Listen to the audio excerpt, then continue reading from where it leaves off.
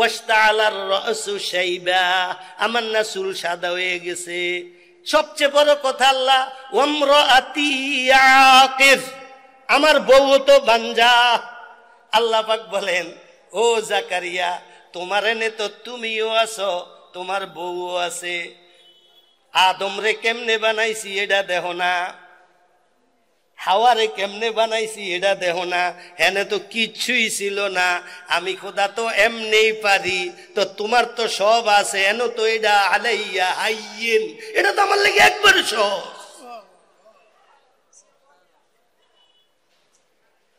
আমি এই কথাটা চলে আসছি আমার লাইনের থেকে বাইরে। এই কিছু বেদাত কাজ, শিরিক কাজ এলাকা ভিত্তিক চলে। উলুকান্দি মাদ্রাসা হইল এটা আপনাদের সোনারগাঁয়ের জন্য সবচেয়ে বড় মাদ্রাসাই বলা চলে, সবচেয়ে বড় মাদ্রাসা। এখানে সব ধরনের মানুষ আপনারা আসেন। যুক্তিসঙ্গত কথাগুলা আমরা অনেকে না বুঝার কারণে অনেক সময় শিরিক কাজে লিপ্ত হয়ে যায়। জাকারিয়া আলাইহিস সালাম সন্তান পাইল শেষ পর্যন্ত কোন কবরও যাইয়া না আল্লাহর কাছ থেকে।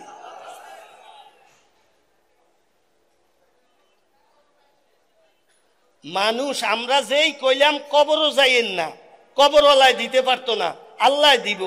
তো আমি মাঝে মধ্যে কই মরায় আর কি দিব, এর লাগে এক ফির বাইরেছে হে জেতা হে ফলাফাইন দেওয়া শুরু করছে। অন আমি কি কমু কোন পীর সাহেব সায়দাবাদী হুজুর নাম শুনছেন না? আমি যখন ছোট, এটা কমপক্ষে আরো 35 বছর আগের কথা, আমি ঢাকা আসছি এক কাজে। এই সায়দাবাদ বাস স্ট্যান্ডের এনে একটা ওয়াল আছিল, ওয়ালের মধ্যে ছোট ছোট বাচ্চার মাথা, ছোট ছোট বাচ্চা, ছোট ছোট ছোট ছোট। আমি ডেভিড সাহেবের জিজ্ঞেসি, ডেভিড সাহেব এটি কি এর মাথা? হুজুর এন একটা ফির আছে, এই ফিরে জাগো বাচ্চা হয় না করে দেয়। আমি ওই তহনে ছোট যে আসছিলাম তহনে আমি কি বাবারে হে ফাঁড়াটা বড় মজবুত।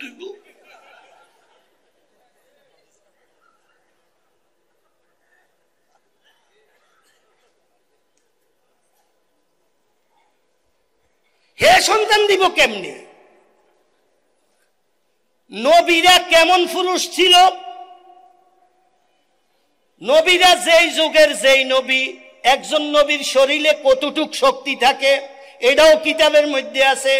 যেই যুগে যেই নবী আছিল ওই যুগে সবচেয়ে শক্তিশালী মানুষ যারা ছিল, এরকম 40 জন শক্তিশালী মানুষের শক্তি একজন নবীর শরীরে একা থাকে।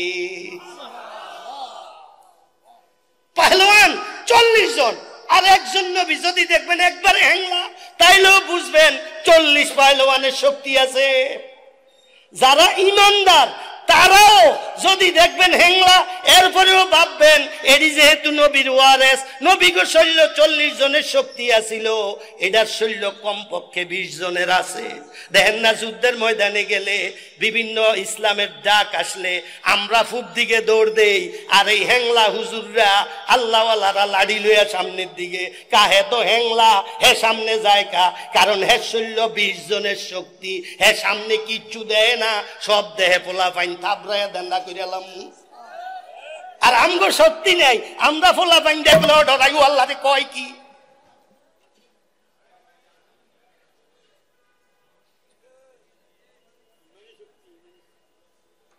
তো এত যে শক্তি নবী গো, এরপরেও যে পোলা পাইন হইল না আল্লাহ না দেওয়ার কারণে, এটি এনো হেন ঘুরলে লাভ হইব? সায়দাবাদী দিতে পারবো? সবচেয়ে বড় আশ্চর্যের কথা, 1.5 বছর আগে সায়দাবাদীর হিসাবের লগে আমার দেখা। কলকাতা যাইতে আছি বিমানে, আমার ওয়াইফ আমি একসাথে। তো আমার ওয়াইফ আরেকজন মহিলা ছিল, ওনার সাথে আমরা সিট আলাদা পেয়ে গেছি। তো এই জন্য সমস্যা। তো এরপরেও দেখলাম যে উনি মুরব্বী মানুষ, উনি যে কে এটা আমি তো আর জানি না। এই শাহী এক পোশাক, দাড়ির মধ্যে খেজাব দিয়া কালা করে থুইছে, বোঝা যায় না কিছু। তো এই পরে আমার সাথে বসছে। তো বসার পরে হঠাৎ আমারে বলতেছে, ভাই আপনার নাম কি? এসে আমি বললাম, বলার পরে বললো আমাকে চিনছেন? আমি কি না, আমি চিনতে পারিনি। কয় সায়দাবাদী হুজুর নাম জানেন? সায়দাবাদী দরবার। আমি সায়দাবাদী দরবারের সায়দাবাদী সাইদুর রহমান সায়দাবাদী হুজুর। আমি কি, ও আচ্ছা আচ্ছা, আপনার কথা আমি জানি। আমি কি ওই কোথায় যাইতেছেন? কয় আসামের মুখ্যমন্ত্রীর দাওয়াতে আমি আর আমার মেয়ে যাইতেছি। আমি কি আপনার মেয়ে কই? হেডা আর কইলাম না, ওই যে দেখাইছে হেডা আর দৃশ্য কইয়া লাভ নেই। পরে যাই হোক উনি ওনারে আমারে দাওয়াত দিছে, ওনার দরবারে যাওয়ার জন্য আইসেন। আমি মনে মনে কই না আমার লাগতো না।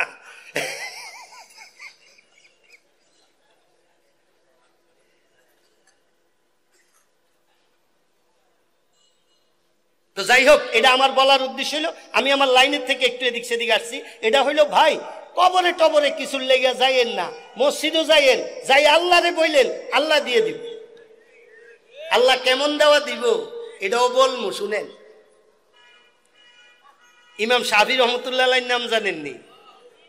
ইমাম শাফি রহমতুল্লাহ আলাইহি ওনার যুগের সবচেয়ে বড় আলেম ছিলেন, ওনার যুগের সবচেয়ে বড় ইমাম ছিলেন।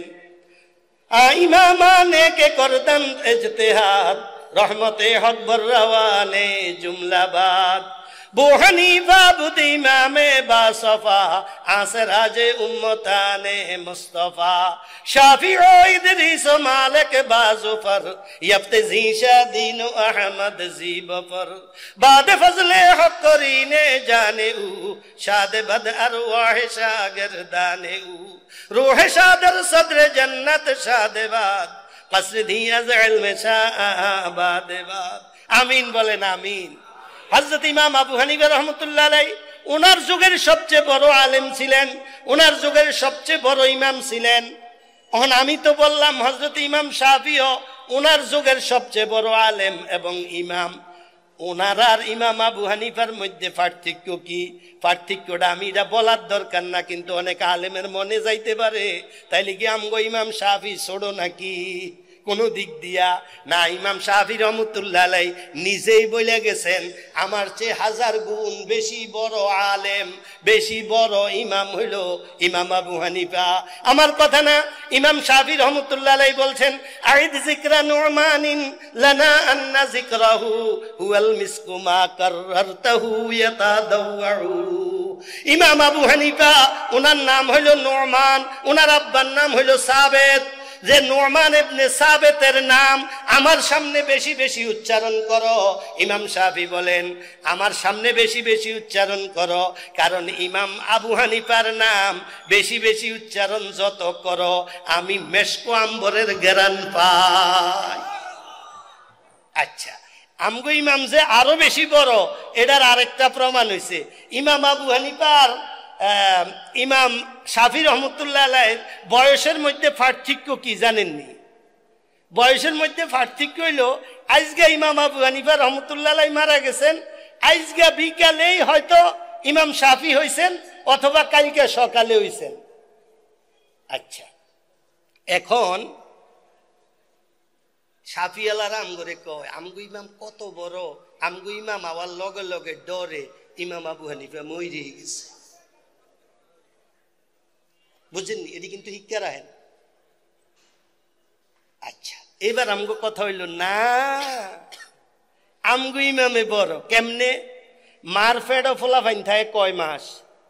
বড় জোর 10 মাস 10 দিন। হযরত ইমাম শাফি রহমতুল্লাহ আলাইহি মার ফেডের মধ্যে আছিল 18 মাস। আমগো যুক্তি হইল আমগো ইমাম বড়, আমগো ইমামের হায়াত আছে দেখে হে বাইর হয় না। 10 মাস 10 দিন পরে তুই আবি না, 18 মাস কেন বইয়া রইছ ডরে আই না? এটি তো কথার কথা। নাহলে 18 মাস তো মারপেটে মানুষ থাকে না, কিন্তু উনি তো থাকছেন। বুঝাইছিনি যে আমগো ইমামের মৃত্যু যেদিন হয়েছে এরপরে সাহস পাইছে বাইর হইছে, এটি কথার কথা। ইমাম শাফি কত দামি শুনেন। হযরত ইমাম শাফি রহমতুল্লাহ আলাইহির আব্বা ইন্তেকাল করছেন, ওনার আম্মা ওনাকে লালন পালন করেন, অন্য জায়গায় বিয়ে বসেন নাই। ওনারে মাদ্রাসাতে ভর্তি করাইলেন, টাকা পয়সা একেবারে নাই। আমি কিতাবের মধ্যে নিজে পড়ছি হযরত ইমাম শাফি রহমতুল্লাহ আলাইহি বাচ্চা পানা অবস্থায় যখন বাড়ির কাছের মাদ্রাসা শেষ হইছে, অন্য জায়গায় একটা মাদ্রাসায় যাইব, যাওয়ার জন্য মারে আইসা বলছে আম্মা আমি তো এখন এখানের পড়া শেষ, অমুক জায়গায় যাইতে হইব। উনি বললেন, বাবা তোরে যে কিছু দিমু এটাও তো আমার কাছে নাই। হযরত ইমাম শাফি রহমতুল্লাহ আলাইহি নিজের খাতা বালিশ বেডশিট যা ছিল এরই সব কিছু বেচা এক আলেমের কাছে যাইয়া উঠছেন, যার কাছে পড়তে গেছে। যাইয়া বলছে, আমি সব বিক্রি করিয়া চলে আসছি, এখন আমি একটু পড়তে চাই। আগে আল্লাহর ওলিরা দেখলেই চিনে, কারে দিয়া কি হবে। ইমাম শাফির কথার মধ্যে এমন কাশিশ ছিল, ওই হুজুরের দিলের মধ্যে চলে আসছে, আর এটা তো আমার জন্য একটা বায়েসে বরকত, তুমি পড়ো। হযরত ইমাম শাফি রহমতুল্লাহ আলাইহি যুগ শ্রেষ্ঠ আলেম হয়ে গেলেন। হযরত ইমাম শাফি রহমতুল্লাহ আলাইহির ব্যাপারে আসে, উনি যখন বাড়িতে আসতেন, আয়েশা ওনার আম্মাকে বিছনার মধ্যে শোয়াইয়া মাথার মধ্যে এইভাবে হাত বুলাইয়া দিতেন, মাথার মধ্যে তেল দিয়ে দিতেন, মাঝে মধ্যে পাও টিপা দিতেন, পায়ের তলার মধ্যে তেল দিয়ে দিতেন। হঠাৎ এক পর্যায়ে একদিন মাঝে মধ্যে উনি এটা করেন, কিন্তু ওনার আম্মা খেয়াল করেন না। উনি এইভাবে ওনার আম্মার পাও হাতের মধ্যে নিয়া আস্তে পায়ের তলার মধ্যে চুমা খাইয়া ফেলাইছে। হযরত ইমাম শাফি রহমতুল্লাহ আলাইহি আম্মা বললেন, আরে শাফি, আমি কি দেখলাম, আমি কি ভুল বুঝলাম নাকি? তুমি কি আমার পায়ের তলায় চুমা খাইছো নাকি? হযরত ইমাম শাফি রহমতুল্লাহ আলাইহি বললেন, মা, আমি আপনার পায়ের তলায় চুমা খাই না, আমি আমার জান্নাতের মধ্যে চুমা খাইয়া বরকত নিলাম। ওয়াকুর রব্বিরহামহুমা কামা রাব্বায়ানি সগীরা। ওলামায়ে কেরাম আছেন, সবাই বয়ান করবেন। আল্লাহ, এই মাদ্রাসায় অনেক বড় বড় আলেমরা আসেন। আমি তো আসছি আপনাদের কাছ থেকে দোয়া নেওয়ার জন্য। আর সোনারগাঁ আমি প্রায় গ্রামে আসি, আমি আপনাকে বাড়ির হুজুর, অনেক হুজুরগুর নাম থাকে বাড়ির হুজুর।